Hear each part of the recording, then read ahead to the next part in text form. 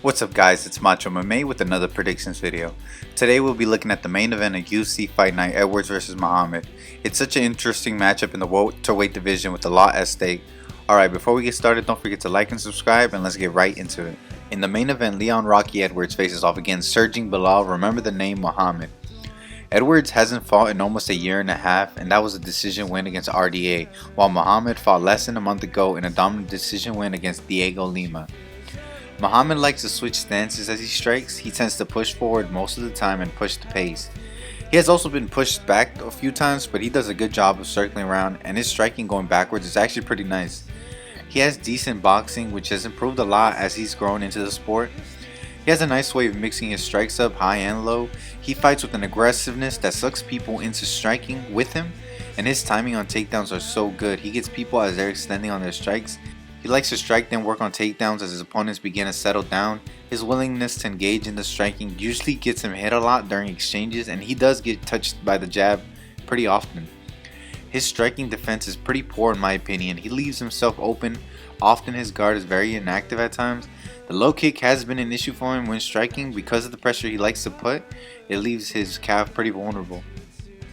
His takedown defense is also not the greatest. I think Leon will expose his defense because he's vulnerable to a good wrestler, and Leon just happens to be a great wrestler. His cardio is also not as good as it seems.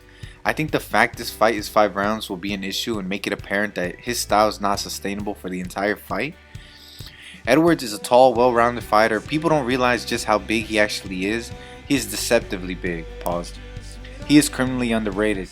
He keeps telling the people to put respect on his name, and everyone continues to not put respect on his name. He is on an 8-fight win streak, but the names on it aren't that impressive except for maybe 1 or 2 fighters, and maybe that's why he isn't given the respect he is due.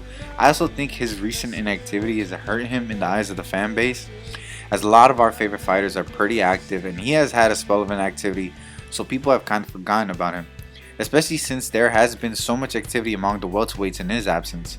He has pretty underrated striking. Many people label him a wrestler, but he's actually pretty well rounded. His striking is nice. He throws his punches very straight and can put some nice combinations together. His wrestling has improved so much offensively and defensively. His single and double legs are very smooth and he can defend the takedowns much better. He uses defense more efficiently.